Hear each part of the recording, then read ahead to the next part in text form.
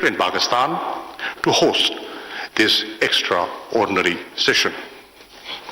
Excellencies, your presence here today at such a short notice affirms the importance that the international community as a whole and the OIC in particular accord to the well-being of the people of Afghanistan.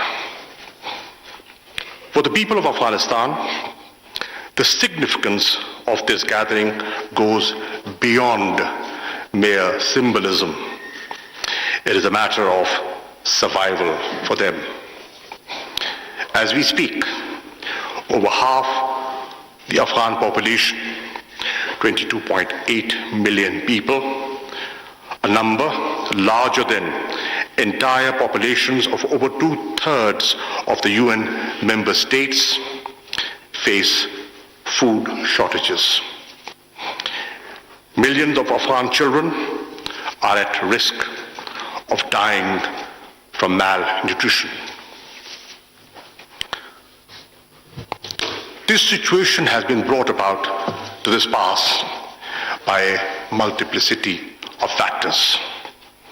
Prolonged drought, years of conflict, poor governance, and Afghanistan's excessive dependence on foreign aid. You would recall that Pakistan hosted the first extraordinary session of the Council of Foreign Ministers in Islamabad in January 1980. 41 years on, Pakistan is again obliged to host another extraordinary session to discuss the ongoing humanitarian crisis in the same country. It is unfortunate that the hardship and suffering of the Afghan people has not eased. The OIC, since the very beginning of Afghan crisis, has stood firmly by the people of Afghanistan. It has consistently supported the right of self-determination, of political and economic emancipation of the people of Palestine and of the Kashmiris suffering under illegal occupation.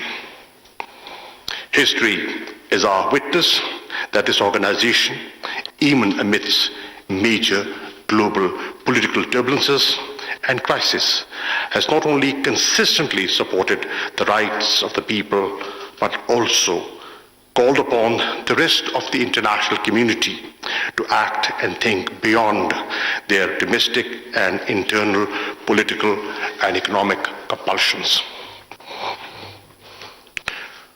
What we face today is no different than what this organization has witnessed repeatedly.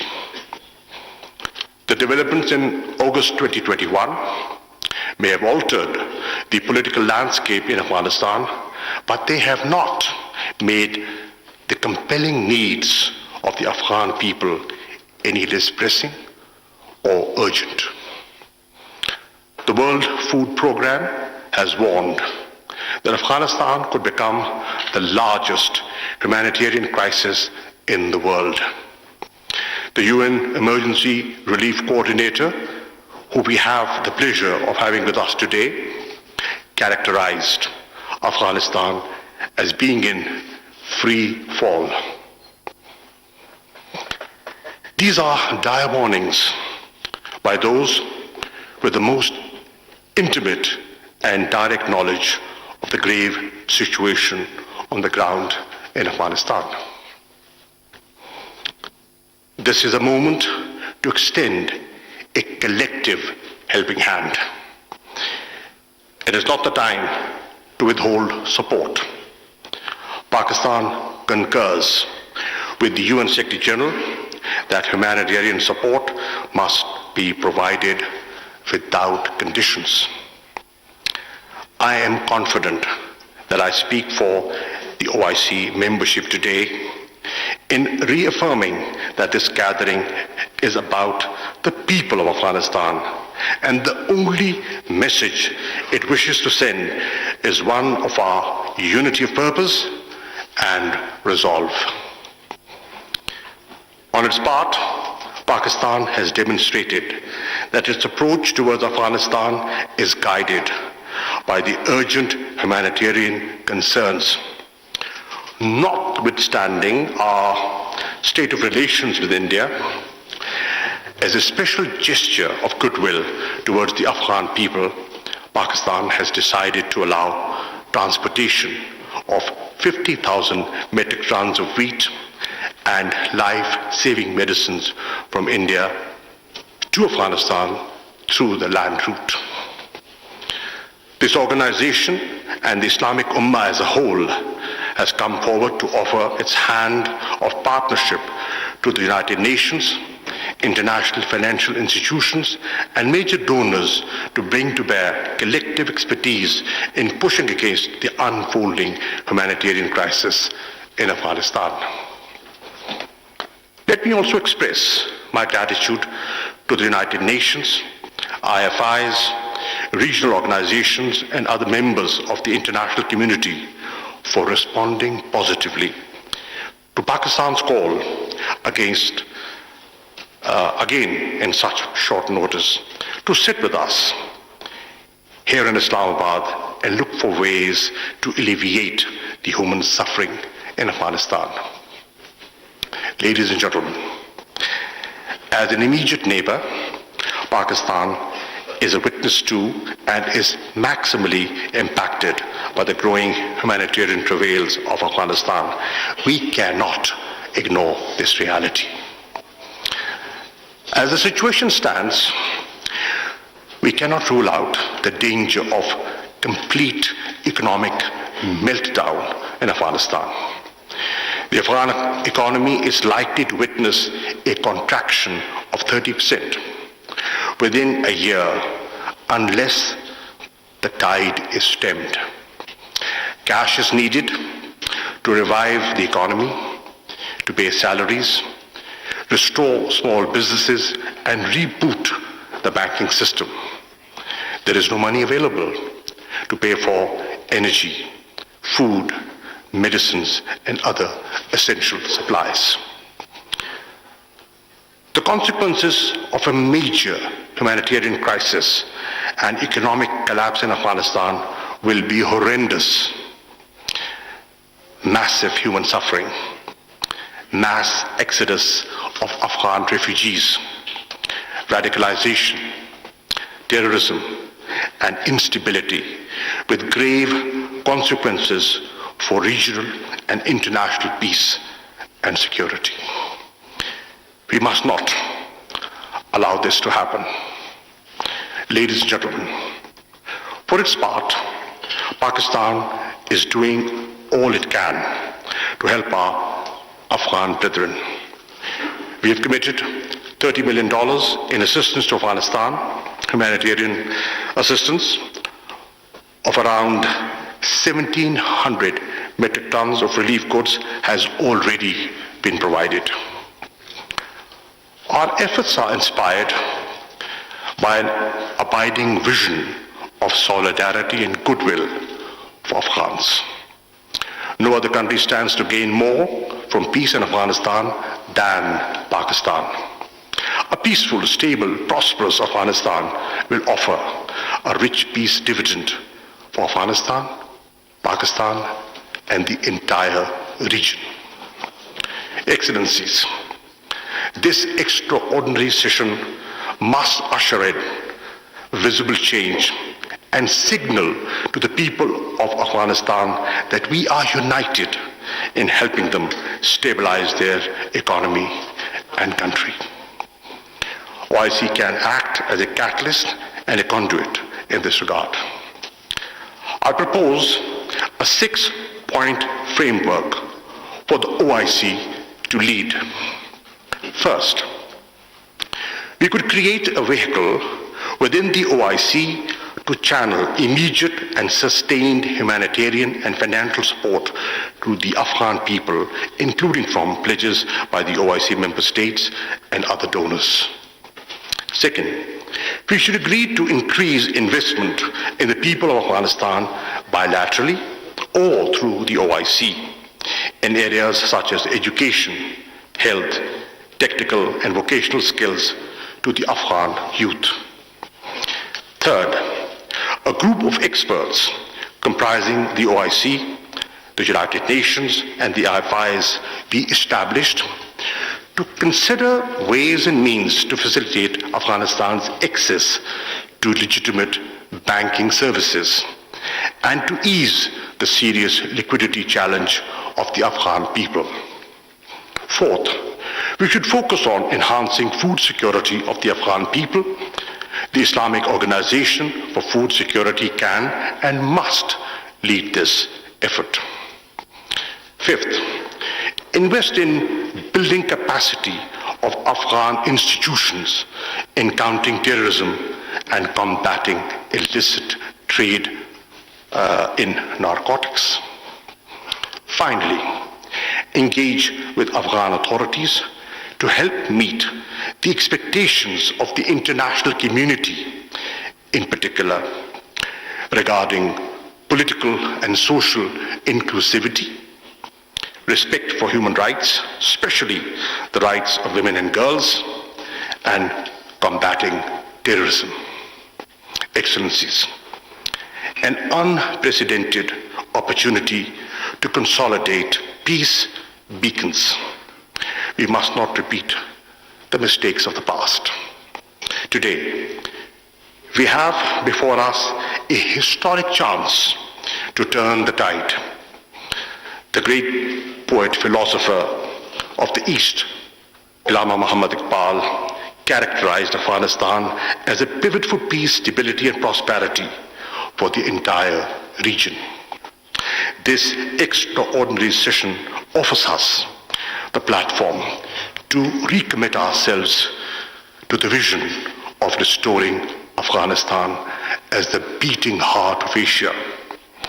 We must seize this historic opportunity. I thank you.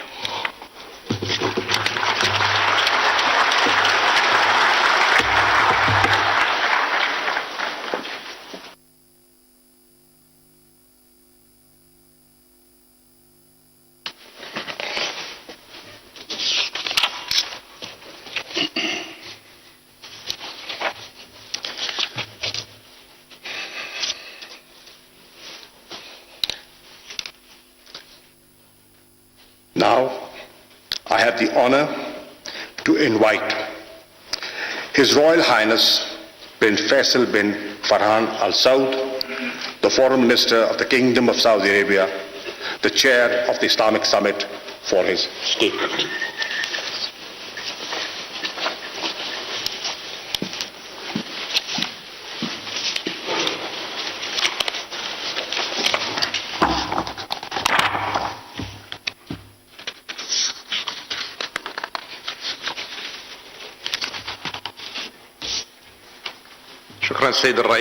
Thank you, Mr. Chairman. And God most gracious, most merciful, and peace and blessings be upon our noble Prophet and his king and companion, Your Excellency Mr. Imran Khan, Prime Minister of the Islamic Republic of Pakistan, His Excellency Muhammad Shah, Minister of Foreign Affairs of the Islamic Republic of Pakistan, Your Excellencies and Highnesses, the Honorable Ministers, Honorable Secretary General of the OIC, Honorable ladies and gentlemen, Honorable participants, Assalamu alaikum wa barakatuh. Allow me first of all to extend our heartfelt thanks and appreciation to the government of the Islamic Republic of Pakistan and to its people for their warm hospitality in this important meeting and for the excellent arrangements for this meeting despite the shortage of notice. I wish also to express due thanks to the efforts of the Honorable Brothers from the General Secretariat and for the excellent arrangements from the General Secretariat. In this respect, I would like to congratulate His Excellency the Secretary General. He is taken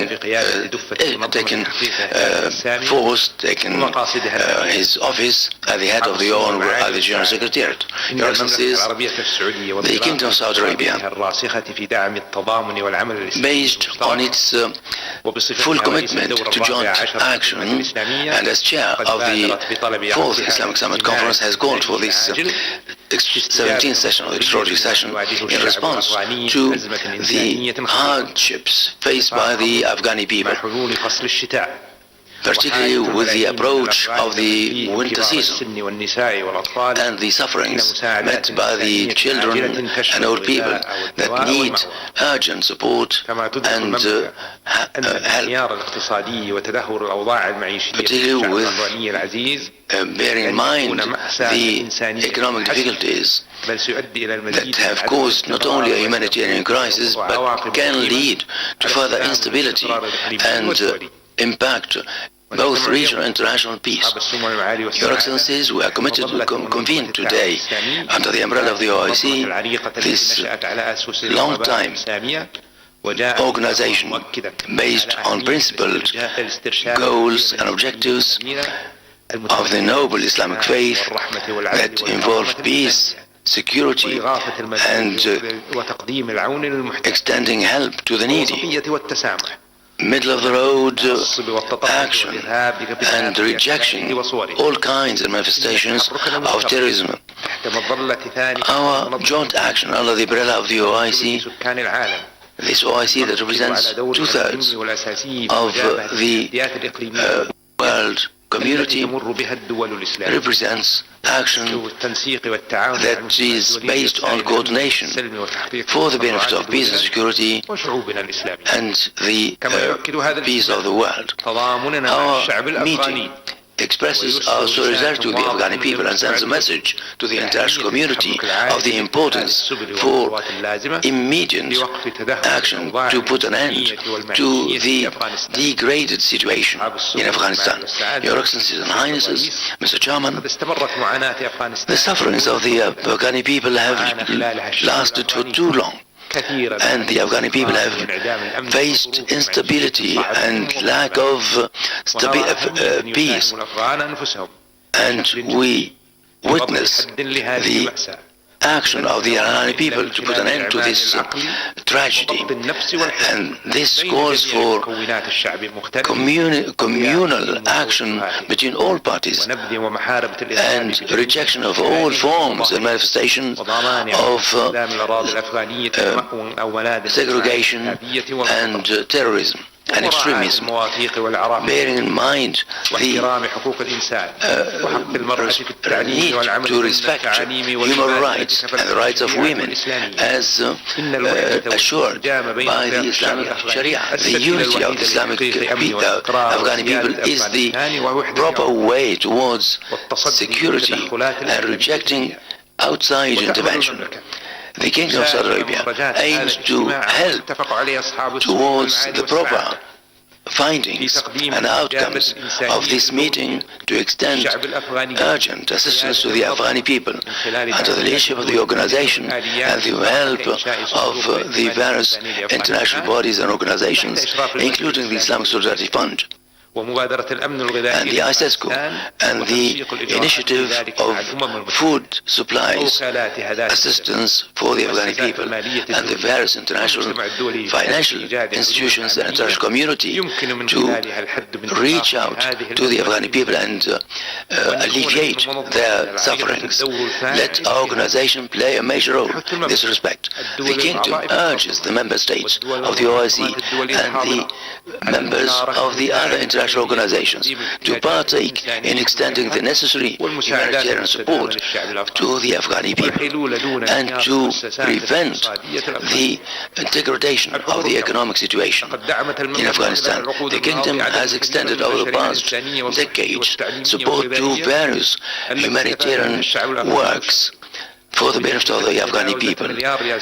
Our help has extended 1 billion Saudi riyals, and we have held bridges and airlifted support food supplies to the Afghani people through the Center of King Salman for human support for the benefit of the Afghani people. Your Excellencies and Highnesses, Afghanistan stands today once again at the crossroads with a situation that could lead to chaos, that would adversely impact all concerned, both regionally and internationally. And this reflects the importance for us to put in further efforts through our Islamic action to overcome the difficulties and the responsibilities placed upon the shoulders of the international community to work together to achieve this wide support and further coordination and cooperation for the benefit of Afghanistan towards better future. The Kingdom also condemns the terrorist actions that targeted minorities in Afghanistan that constitute components of the Afghani people, and we wish to promote peace and security, and this requires cooperative action at the level of the international community. In conclusion, I wish to express once again that the hope that our meeting today will come out with proper resolutions, recommendations that would alleviate the humanitarian crisis witnessed by the Afghani people and to promote security and stability both regionally and internationally. I should express once again due thanks to the Islamic Republic of Pakistan for hosting us and for the commendable efforts put in for the benefit of the meeting. Due thanks to the Secretary General and to all the participants. Wassalamu alaikum.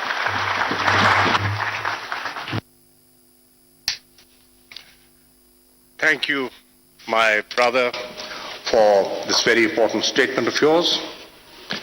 I now request His Excellency Mr. Hussein Brahim Taha, Secretary General of the Organization of Islamic Cooperation, to deliver his statement.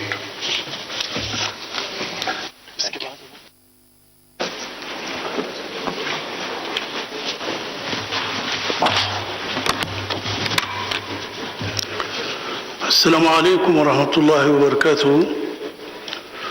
Honorable Premier Excellency Prime Minister of the Islamic Republic of Pakistan, Monsieur Imran Khan, Excellency Monsieur Sheikh Mahmoud Qureshi, Minister of Foreign Affairs of the Islamic Republic of Pakistan, His Highness Prince Faisal bin Farhan bin Abdullah, Minister of Foreign Affairs of the Kingdom of Saudi Arabia, Chair of the 14th Islamic Summit, Excellencies, representatives of the states and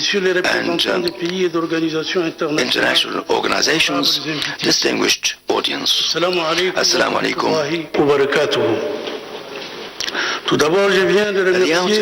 At the outset, I would like to thank all member states for electing me as the Secretary of the Organization of Islamic Cooperation, and I avail myself of the opportunity to meet Your Excellencies, Your Highness, to assert that I am honored to serve our member states and the Muslim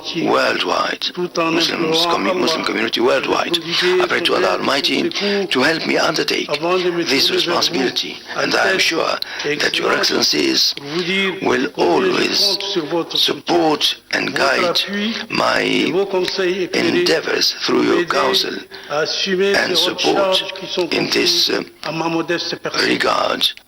I express in this regard heartfelt appreciation and gratitude to the Kingdom of Saudi Arabia, the chair of the 14th session of the Islamic Summit, for calling for this so important meeting as part of the Kingdom's firm commitment to supporting Islamic solidarity and joint Islamic action. I also thank the government and people of the Islamic Republic of Pakistan for their most cordial welcome and generous hospitality to my daughter's person and to delegations participating in this meeting for the excellent arrangements to ensure that the aspired results may be achieved. By hosting this important event, Pakistan reaffirms its total commitment to the issues facing our wider Muslim community with a keen dedication to maintaining security and peace in the region. I would like also to express gratitude to you all, Excellencies, for attending this meeting and for taking the hardship to join us despite the travel complications related to the coronavirus with its new variant Omicron. This effort best expresses Islam's universal message of harmony and harmonious relations and solidarity. Honorable Prime Minister, we view this meeting as a very important event in support of the Afghan people. All the more so because the issue of Afghanistan has been high on the OIC's agenda for decades. The organization has always taken strong positions supportive of this member country. The OIC General Secretariat has been following the unfolding events in Afghanistan with great interest, being fully committed to the region's peace, security, stability and development. Based on its charter principles of promoting peace and security, in which the principle of non-intervention in the member states' domestic affairs as for strategic national choices, the General Secretariat calls for upholding sovereignty, unity and territorial integrity of Afghanistan. In this regard, the General Secretariat calls for all Afghan parties to work together in the best interest of the Afghan people. The call is also for all parties in Afghanistan to protect people's lives, refrain from violence, and work towards achieving the aspirations and stability of the Afghani people. The General Secretariat reaffirms its full support for reconciliation in Afghanistan, expressing hope that all parties will commit themselves to peaceful dialogue to resolve all differences. It also stresses the need to respect international and humanitarian law and observance of Islamic and universal human rights. Moreover, the OIC General Secretary expresses full readiness to cooperate with regional and international efforts to bring peace for the Afghan people, mobilizing all its potential to contribute positively to peace, security and stability in Afghanistan and establish necessary contacts in this regard. Honorable Prime Minister, the role of the OIC member states in delivering humanitarian assistance is more necessary than ever before because of the growing humanitarian challenges facing the Afghani people that the coronavirus pandemic has exacerbated. In this regard, we call for promoting the role of the OIC mission in Kabul with the necessary financial, human and logistical resources to fully deliver its full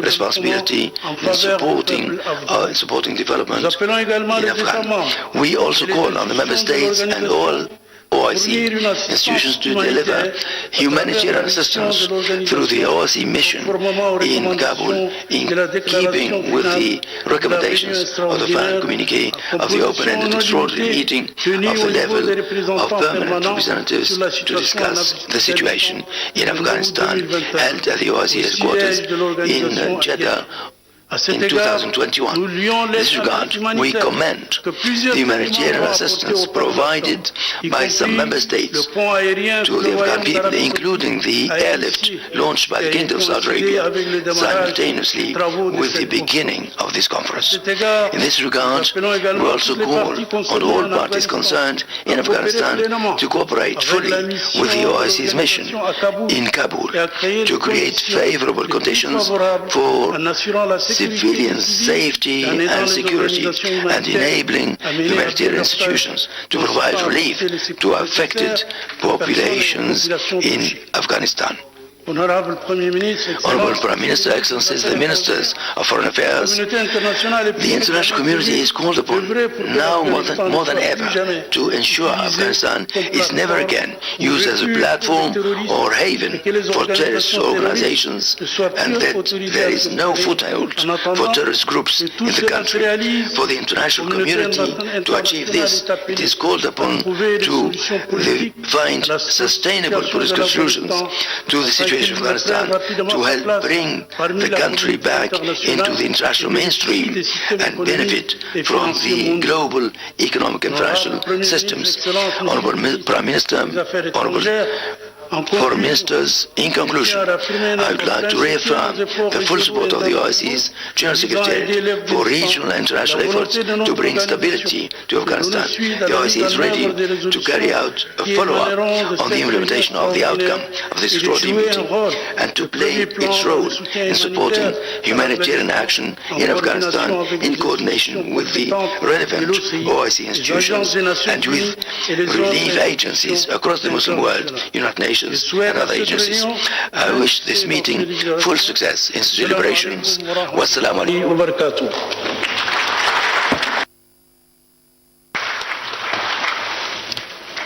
Thank you, Secretary General, for your kind remarks. I now request His Excellency Mr. Mevlut Çavuşoğlu, Foreign Minister of the Republic of Turkey, to deliver a statement. He will speak on behalf of the Asia Group of the OIC member states.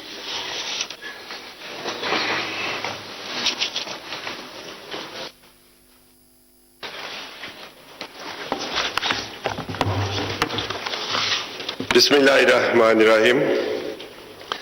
Honorable Prime Minister, Secretary General, colleagues, brothers and sisters, Assalamu alaikum wa rahmatullahi wa barakatuh. Let me also thank our Pakistani and Saudi brothers for organizing this meeting, this very timely meeting. We are pleased to have Secretary General Brother Taha for his first Council of Foreign Ministers. Quran al-Karim tells us that this community of yours is one single ummah. Solidarity with our Afghan brothers and sisters is a moral obligation and a religious duty. Nearly 23 million people, 60% of the population, are facing hunger in Afghanistan. The OIC should play a leading role in mobilizing the international support for Afghanistan. The resolution that we will adopt today should be implemented. First, we should coordinate humanitarian assistance. Let me also thank Pakistan for facilitating the transfer of humanitarian aid. We also support Uzbekistan's effort to make Termes another UN hub for aid, especially to the northern regions. The establishment of a trust fund by the Islamic Development Bank is a step in the right direction. Second, the collapse of the economy must be prevented. Continuing sanctions unfortunately cripple the financial system. Pledge will be meaningless unless this money reaches the Afghans. We should work on solutions to unlock financial channels for resolving liquidity and bank transfer problems. Third, humanitarian and economic crisis increase migratory pressure and the burden on neighboring countries. OIC should work with other international organizations like UNHCR and IOM to support displaced persons. Fourth, engagement. Working with Taliban is necessary to achieve stability. As brothers, we continue to advise the acting government to be inclusive, protect the rights of all, and expand access of women and girls to employment and education. we welcome the positive statements and steps to this end. This will increase the legitimacy and strength of the government both inside and outside of the country. Dear sisters and brothers, the worsening crisis has a great impact on the Muslim nations of Asia. We welcome the active engagement of Asian nations, including Pakistan, Iran, Uzbekistan, Turkmenistan, Indonesia, and Malaysia, with the Afghanistan issue. We should do more and play a flagship role as the Islamic community. By organizing a joint visit of OIC foreign ministers to Kabul, we can show solidarity with our Afghan brothers and sisters and give our messages directly and take the lead as Islamic nations. Before concluding, I want to highlight our determination and support to achieve an independent Palestine with Al-Quds al-Sharif as is its capital. Dear brothers and sisters, our Afghan sisters and brothers deserve a better future, and we must take action now. Assalamu alaikum.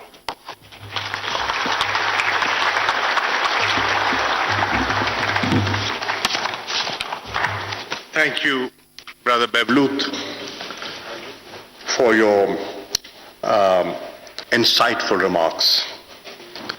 I now request His Excellency Ayman Safti, the Foreign Minister of the Kingdom of Jordan, to deliver his statement. He will speak on behalf of the Arab group of the OIC member states.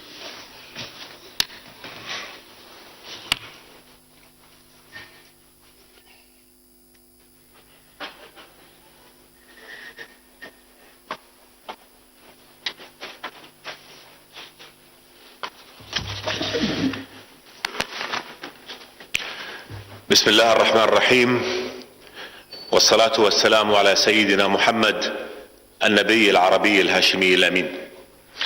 دولة رئيس وزراء جمهورية باكستان the Prime Minister of the Islamic Republic of Pakistan, Imran Khan, Your Excellency, the Foreign Minister of the Islamic Republic of Pakistan, Sheikh Mahmoud Qureshi, Your Excellency, Your Highness, the Minister of Foreign Affairs, Amir Faisal bin Farhan of the Kingdom of Saudi Arabia, and Your Excellency, the Secretary of the OIC, Hussein Ibrahim Taha, Excellencies, Assalamu alaikum wa barakatuh.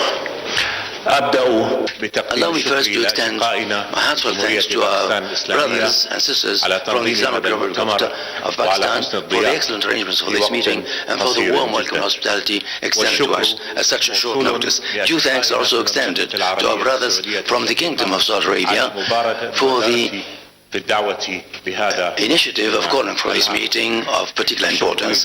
Due thanks are also extended to His Excellency the Secretary of the OIC, Mr. Ibrahim Taha, whom we congratulate on his assumption of his new responsibilities at the head of the OIC and for his efforts. Your Excellencies and dear brothers, within the chaos that Afghanistan witnessed over the past years, obscurity spread all across the country and brought sufferings to the Afghani people, and the fees were paid by the Islamic Afghani people and by other Muslim people across the world. Today Afghanistan stands at a crossroads, either to further work and degrade and continue the conflicts that will bring further sufferings and will allow the return of the terrorist groups and their dangers for the world at large, or we should start a new path of rebuilding or reconsideration that would be observant of the rights of the Afghani people to dignity in line with the principles and laws of the Islamic faith, enabling the Afghani people of all segments, men and women, to the right to education, to work, and other human rights, and for all who live in Afghanistan to have their full rights and to prevent any resurgence of terrorism and terrorists. Either, therefore, a catastrophe of chaos and obscurity, or the fruits of rebuilding and reconsolidation of our efforts in line with the principles of our noble faith for the benefit of peace, equality, and justice and tolerance. The choice is clear, and in our world, both Arab and Muslim, we need to work together to protect the sisterly Afghani people whose half population are witnessing great dangers. We have to take the initiatives and become effective and proactive in protecting our brothers and our planet against extremism and terrorism and crimes and obscurity. Distinguished brothers of mine, we have reached a stage where we can only witness the right decision that calls for negotiation and reaching out to each other and to the international community with shared goals towards supporting Afghanistan to become, once again, an effective member of the international community. We, in our Islamic world, will be the most adversely affected of the situation in Afghanistan if you don't act in time, and we have therefore a duty to help the Afghani people. Therefore, and here I'm addressing and I'm talking about the initiative from the proposal from the Jordanian kingdom to set up a committee that would define, in coordination with our partners in the international community, to act for the protection of the Afghan people with the principle of observance of international agreements and principles of our faith and our organization. In between, I would like to pay tribute to the efforts of our organization that have agreed for extending urgent assistance, and the kingdom has extended everything possible in terms of humanitarian assistance through the Hashemite kingdom, and Jordan will remain fully in support of the Afghan people and supporting every kind of support to them. My dear colleagues, we wish to reiterate and underline the importance for our meeting to adopt and approve the decision and recommendation for the benefit of the Palestinian cause, and there would be no peace and comprehensive stability without resolving the Palestinian issue on basis that would ensure all rights of the Palestinian people, foremost of which their right to an independent state with Al-Quds al-Sharif as its capital on the lines of 1967, on the grounds of the two-state solution for all people to live in peace and security side by side. And once again, on behalf of the Arab group, I'd like to extend due thanks to our brothers from Pakistan for the excellent arrangements for this meeting, and to our brothers in the Kingdom of Saudi Arabia for their commendable initiative. It's our hope that our present meeting will come out with a proper approach that will be effective in support of the Afghani people and Afghanistan in general. Thank you all. Wassalamu alaikum wa barakatuh.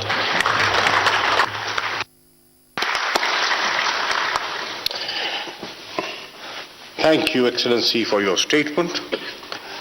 I now request His Excellency Yusuf Mohammed, Foreign Minister of the Republic of Niger, to deliver his remarks. He will speak on behalf of the African group of the OIC member states.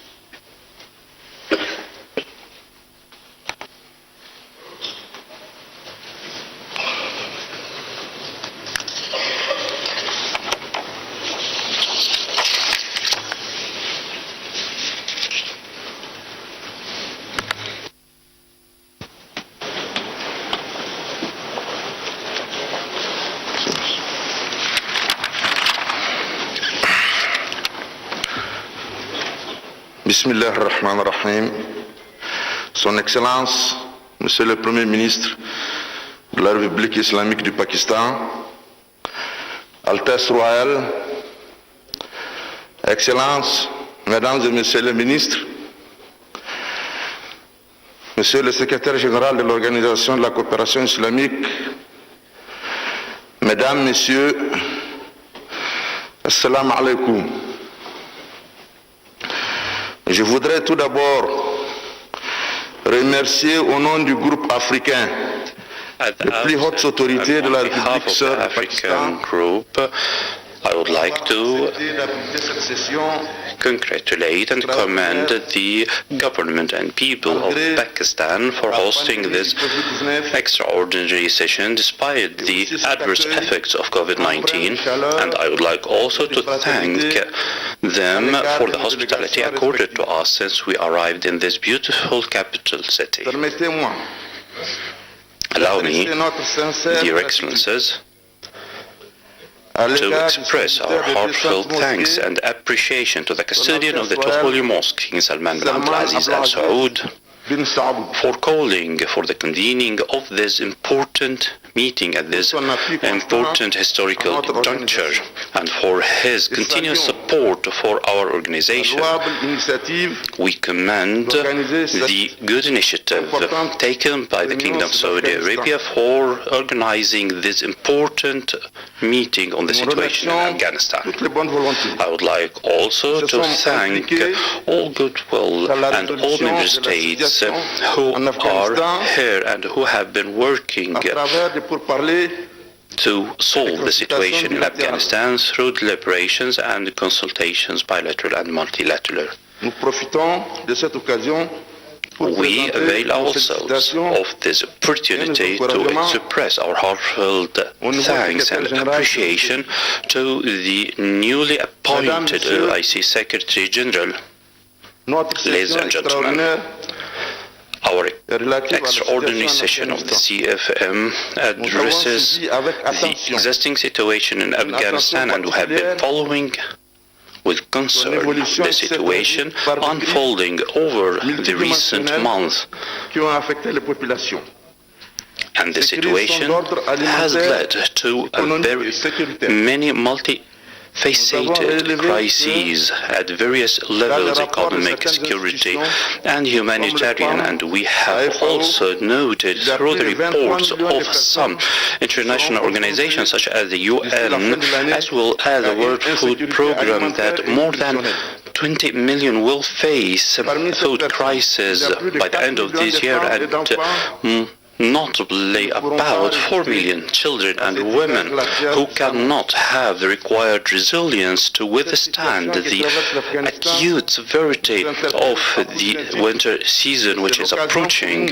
Therefore, it's time, and we have to take effort and to do everything possible to have a new approach and to chart out a response plan to help our brothers and sisters in Afghanistan. Your Excellencies, ladies and gentlemen, we are moving fast in order to avoid the unprecedented crisis looming in the horizon. Therefore, we need to face the situation and the humanitarian challenges, and we need to take every effort possible in order to put an end to this situation as fast as possible. And we call for all the efforts and all member states to provide the required support to solve all the problems facing the Afghan people without any interference in the domestic affairs of Afghanistan. And it's also important to call upon our brothers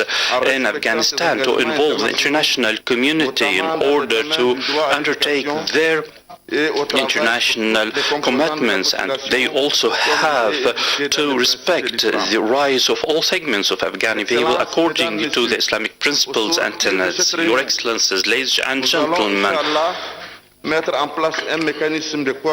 the end of this meeting, we hope that we can have a coordination mechanism which can provide the urgent humanitarian assistance required by our brothers and sisters in Afghanistan, and to coordinate with the international community in order to send such assistance to our brothers and sisters in Afghanistan as fast as possible. And we are sure that your various contribution would facilitate the implementation of such mechanism in consultation and in cooperation with the international concerned authorities and entities. And I believe that this meeting will result in commitments and pledges in order to provide assistance to the Afghan people. On the other hand, the African group in the OIC has always been supporting, providing continuous support to the Afghan people. And on the other hand, we are also supporting the rights of the Palestinians, and we shall continue to provide our support and assistance to all the efforts geared to maintain the inalienable rights of Palestine. May the Muslim Ummah live, and may the solidarity among ourselves live. And Assalamu alaikum wa rahmatullahi wa barakatuh.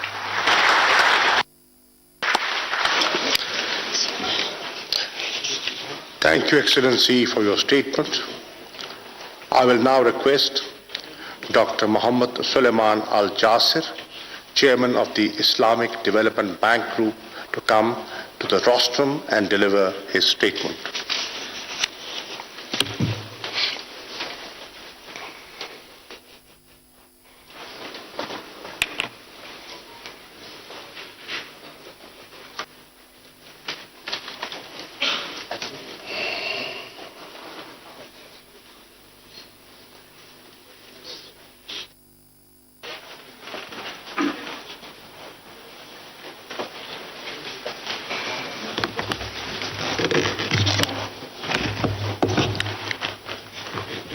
In the name of Allah, the Lord of Mercy, the Giver of Mercy, and peace and blessings be upon His Prophet, Prophet Muhammad, and his kids and kin, and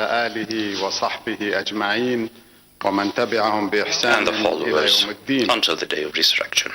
Your Excellency Imran Khan, Prime Minister of the Islamic Republic of Pakistan, Your Highness Prince Faisal bin Farhan Al Saud, Foreign Minister of the Kingdom of Saudi Arabia, the OIC Summit Chair, Your Excellency Mr. Makhdoom Shah Mahmood Qureshi, Foreign Minister of the Islamic Republic of Pakistan, Your Excellency Mr. Hussein Ibrahim Taha, Secretary General of the Organization of Islamic Cooperation, Excellencies, representatives of the OIC member states, and representatives of the other countries and organizations invited.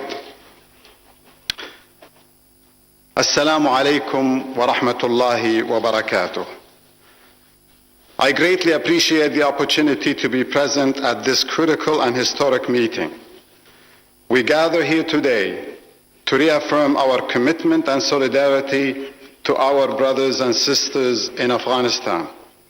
Given the gravity and complexity of the challenges in Afghanistan today, no single entity or institution can tackle them alone.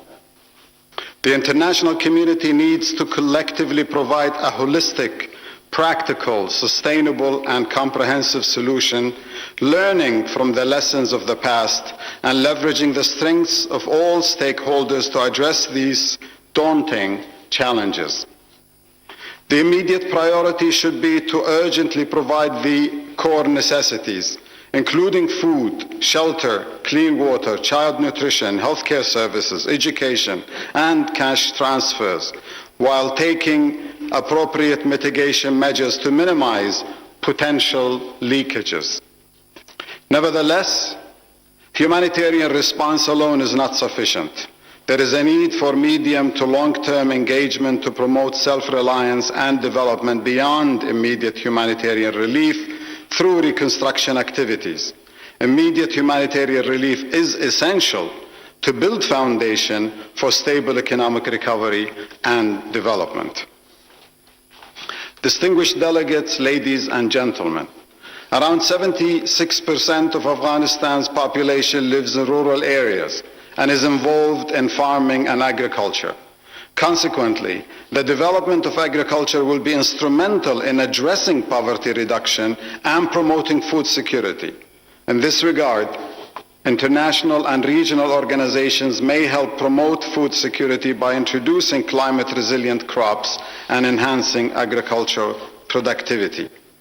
It is also significant to economically empower communities, especially youth and women, and low-income families by strengthening their resilience to shocks, improving productivity in vital economic activities, and supporting microfinance and SMEs of Afghani entrepreneurs. Ladies and gentlemen, since 1975, the Islamic Development Bank has established itself as a trustworthy AAA rated multilateral development bank and South-South partner. For 46 years, it has built a proven track record of supporting its member countries' inclusive and sustainable socio-economic development. Acting upon the decades-long trust vested by its member countries, the Islamic Development Bank would be honored to accept proposed new mandate to manage the Afghanistan Humanitarian Trust Fund. We will rely on our solid and extensive expertise and experience in efficiently managing various trust funds, such as the Islamic Solidarity Fund for Development, Al-Aqsa Fund, Al-Quds Fund, Lives and Livelihoods Fund, and the Awqaf Properties and Investment Fund, APIF.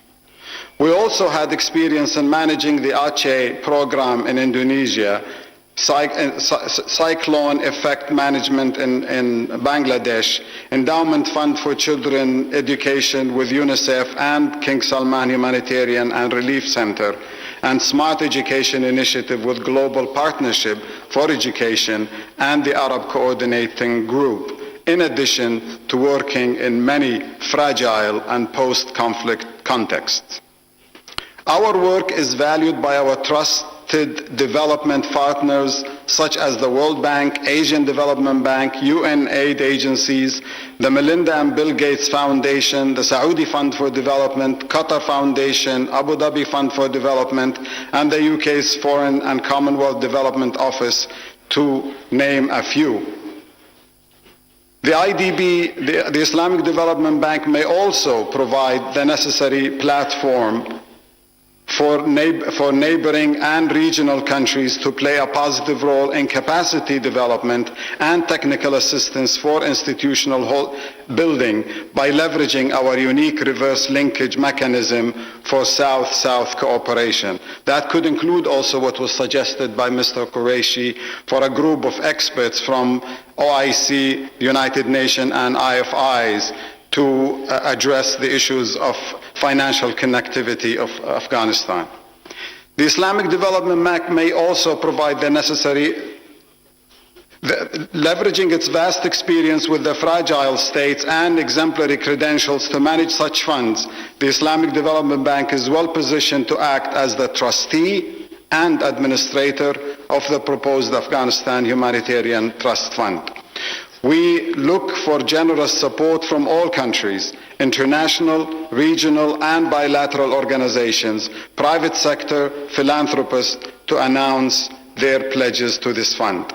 I hope today's forum will result in outcomes that will enable us to leverage the intrinsic Afghan entrepreneurial spirit to create local employment opportunities to ensure long-term peace, prosperity, and growth in Afghanistan and beyond. I reiterate my thanks and appreciation to the Kingdom of Saudi Arabia and the Organization of Islamic Cooperation for this well-timed initiative. I also extend my special thanks to the Government of Pakistan for its generosity and hospitality. Wassalamu alaikum wa rahmatullahi wa barakatuh.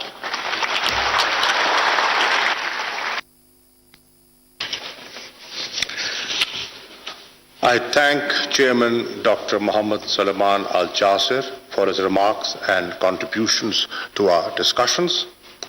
I will now request Mr. Martin Griffiths, Under-Secretary General for Humanitarian Affairs and Emergency Relief Coordinator, UN Office for the Coordination of Humanitarian Affairs, OCHA, who is representing UN Secretary General, Mr. Guterres, to come to the rostrum and deliver his remarks.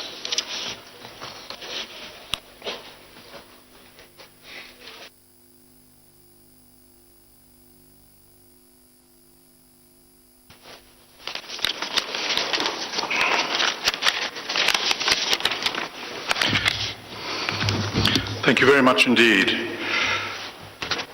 And Honourable Prime Minister, Excellencies, friends and colleagues, it's my privilege here to represent the Secretary General of the United Nations, who wishes he could also have been here, but the words that I will speak are his.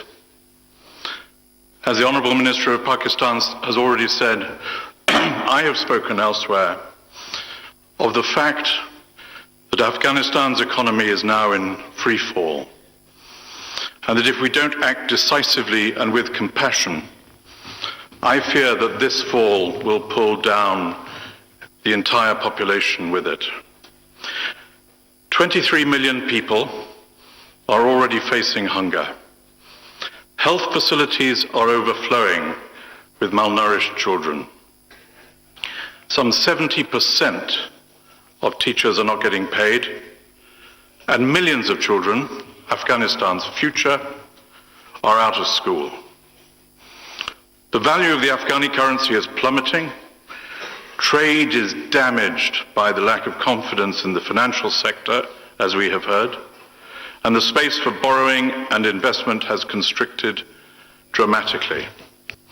So the need for liquidity and stabilization of the banking system, again, as we have heard from a number of speakers, is now urgent, not only to save the lives of the Afghan people, but also to enable humanitarian organizations to respond and operate effectively. I welcome the decision by the World Bank's Afghanistan Reconstruction Trust Fund to transfer $280 million by the end of December to UNICEF and the World Food Programme. This step should be followed by reprogramming of the whole fund to support the people of Afghanistan this winter. Families simply do not have the cash for everyday transactions, while prices for key commodities continue to rise. The cost of wheat and fuel are up by around 40%, and food now accounts for more than 80% of average household expenditure. Basic social services that all Afghans depend on are collapsing as international development support, upon which the country has depended for so long, has frozen up. By the middle of next year, as estimated by UNDP, universal poverty may reach 97% of the population of Afghanistan. That could be the next grim milestone. Within a year, 30% of Afghanistan's GDP could be lost altogether, could be, while male unemployment may double to 29%. The Organization of Islamic Cooperation is coming today together to express the willingness, as we have heard, to help avert this disaster and to contribute to the humanitarian endeavor. And I am here to say, Excellencies, that the United Nations stands firmly with you and your efforts and your plans, and both of us in solidarity with the people of Afghanistan. Next year, the United Nations will seek funding for the largest ever appeal for humanitarian assistance for a country, an annual appeal of about $4.5 billion to help the most vulnerable in Afghanistan with life-saving assistance. But our plan is a stopgap measure for over 21 million people who need that assistance. Of course, it must be funded as a matter of priority. But the crisis is huge. The humanitarian response is effective and it continues to scale up. And thanks to generous donor support, the Afghanistan response plan for 2021 was fully funded, a unique achievement in these years. But going forward, we need more than this. Afghanistan will not get through the winter on emergency aid alone, again, as has been said by previous speakers.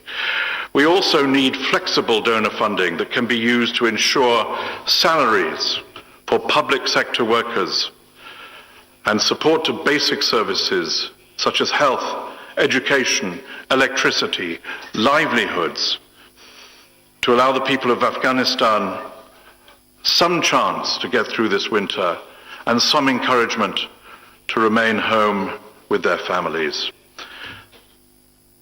Going forward, we also need constructive engagement with the de facto authorities in a process of meaningful dialogue to clarify what we expect of each other. The consequences of inaction on these three fronts are clear, and the three fronts are emergency assistance, flexible funding, and an engagement to be clear about what we expect from each other.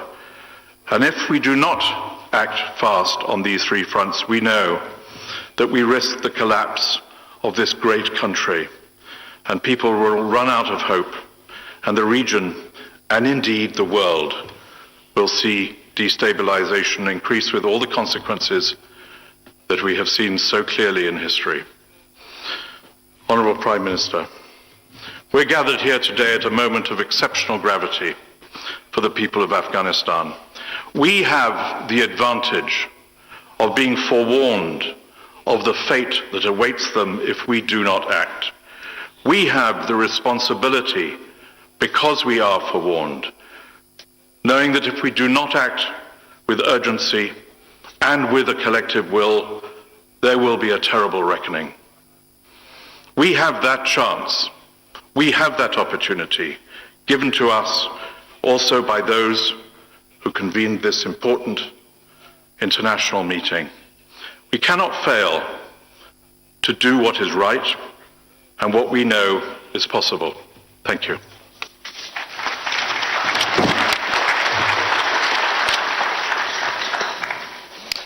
I thank UN Under-Secretary General Martin Griffiths for his contribution to our deliberations. I now request His Excellency Imran Khan, Prime Minister of the Islamic Republic of Pakistan, for his keynote address. Bismillahirrahmanirrahim. Iyyaka na'budu wa iyyaka nasta'in. Secretary General OIC, respected foreign ministers, ladies and gentlemen. First of all, let me welcome all of you to Pakistan. The irony is that 41 years ago, the extraordinary meeting of the OIC was held in Pakistan. It was discussing Afghanistan. And since then, all the troubles of Afghanistan started. No country has suffered as much as Afghanistan. 40 years of conflict. And then add to it recently prolonged drought, 75% of the people living off the land. And then, even before 15th of August, half the population below the poverty line. Years of corrupt governance. 75% of the budget supported by foreign aid. Now, a country in this situation, after 15th August, if the foreign aid dries up, the foreign reserves get frozen, banking system freezes, any country is going to collapse, let alone Afghanistan, which has suffered for the past 40 years. So I'm really glad all the speakers before me mentioned the gravity of the situation. Especially I would like to point out what Michael Griffith, Under Secretary of the United Nations Secretary General, what he had to say, the figures he gave. So the point is that if the world does not act, this will be the biggest man-made crisis which is unfolding in front of us. we, the OIC, it's a big responsibility on us, because not only is it the situation in Afghanistan as it unfolds, but it's our religious duty to help them.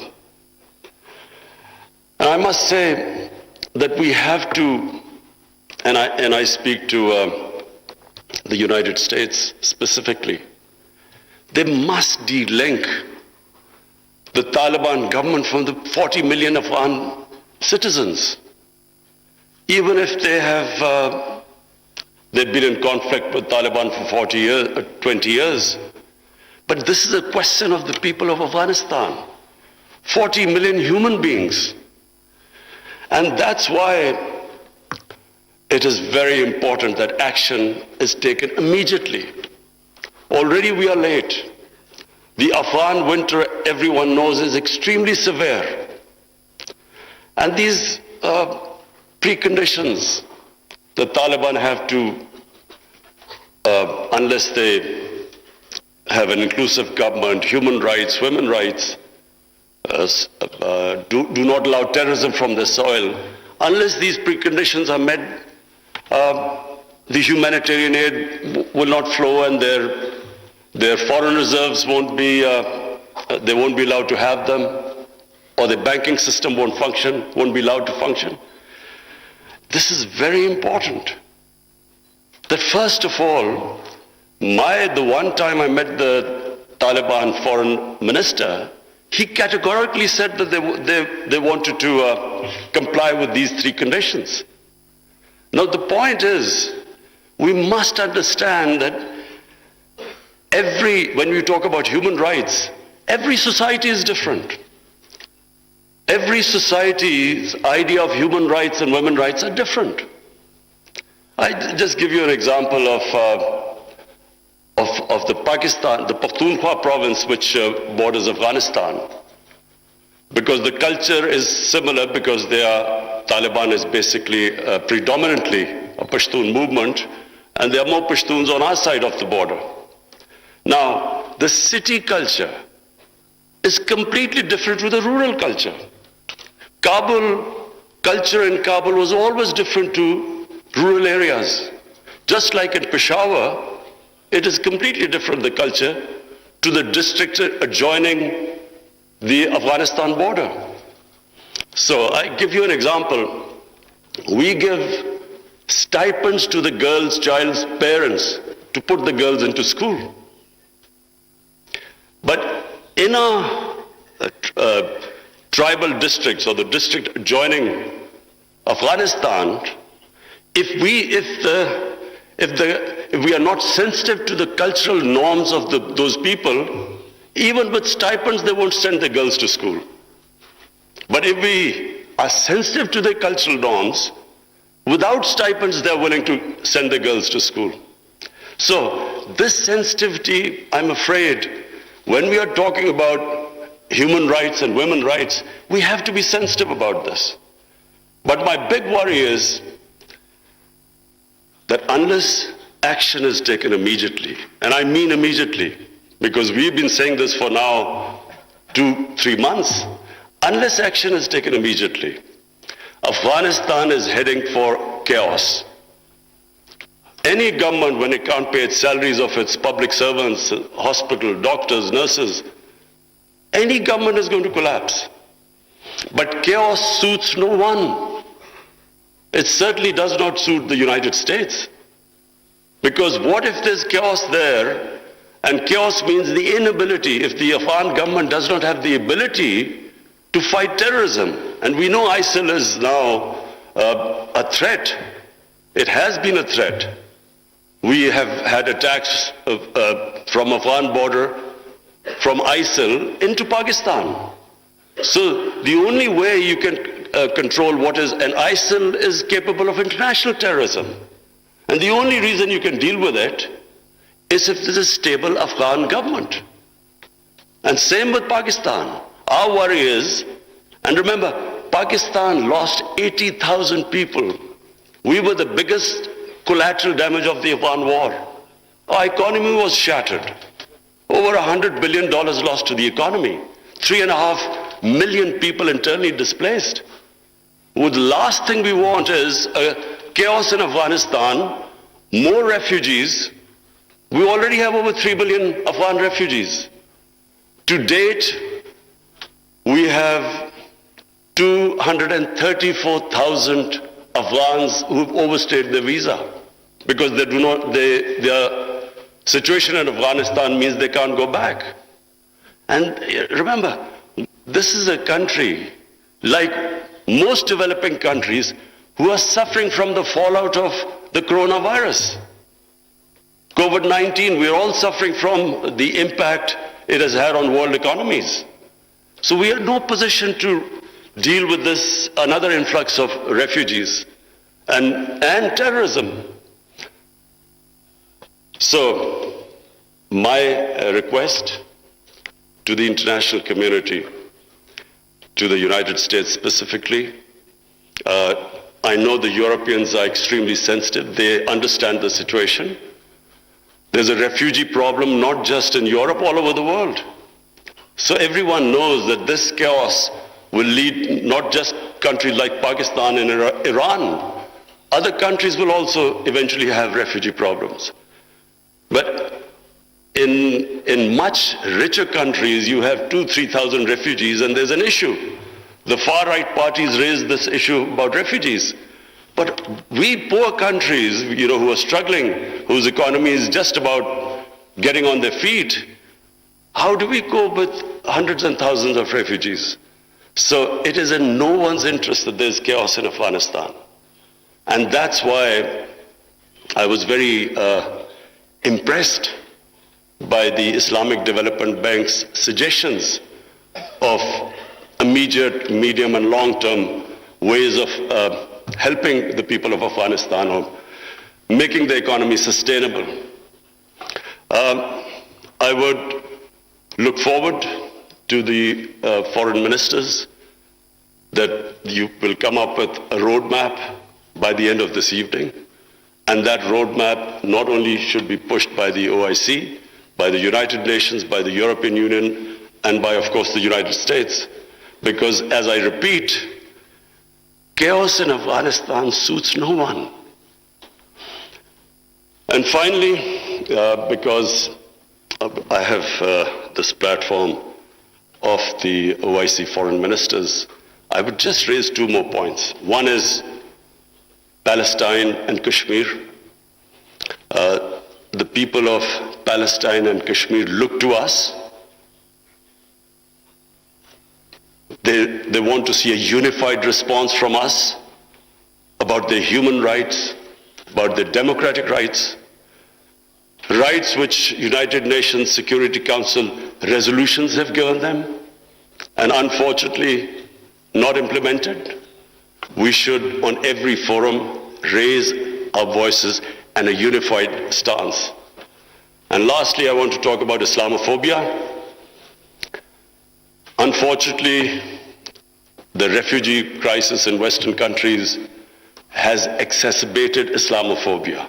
Islamophobia really started reaching a dangerous levels after 9/11, when terrorism and Islam were connected.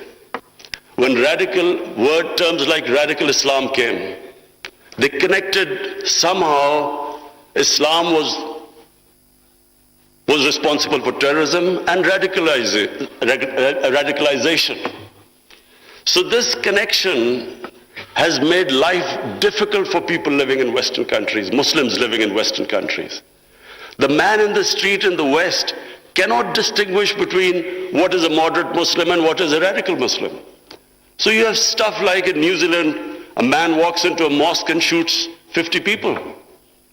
It's because this term, radical Islam, Islamic terrorism, they have to be delinked.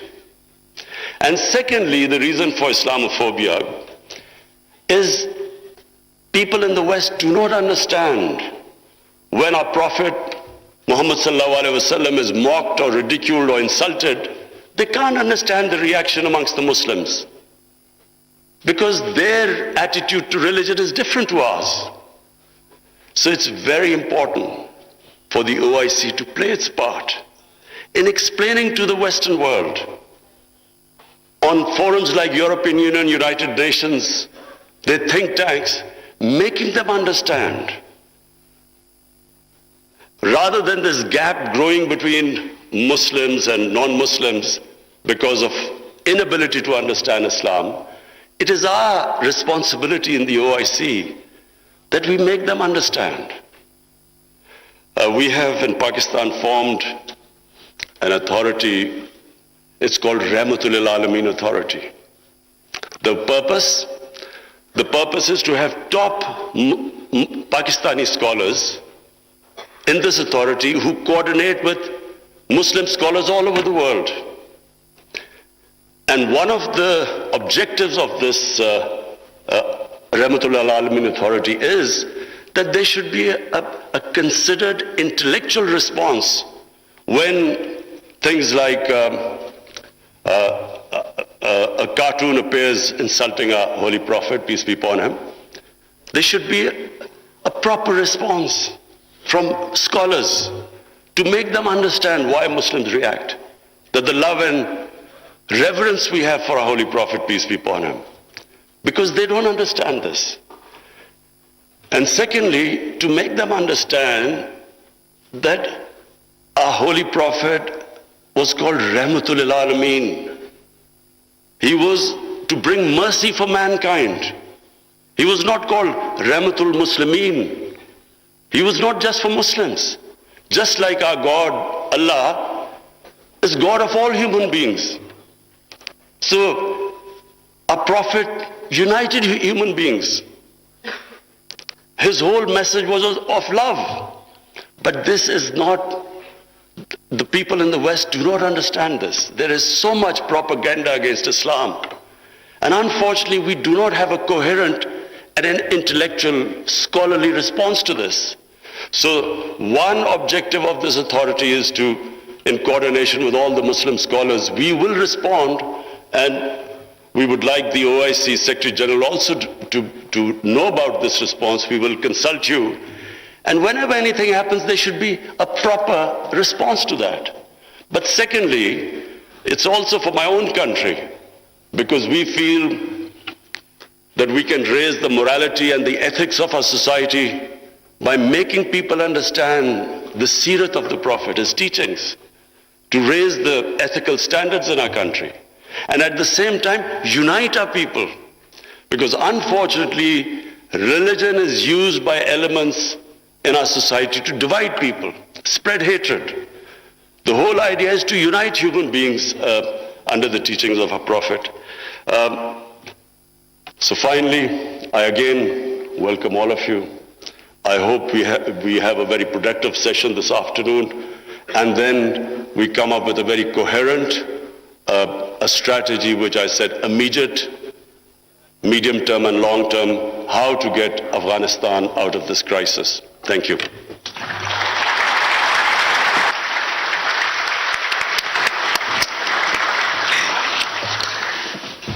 Thank you very much, Prime Minister, for your gracious presence and words of wisdom. I'm sure the House values your thought-provoking address and candor. Your remarks comprehensively covered all important dimensions of today's topic and would guide the proceedings of this extraordinary session. We will now take a break for 10 minutes. Now, the session will resume after 10 minutes, as the next segment would be off camera. Media personnel and guests in the galleries are kindly requested to leave.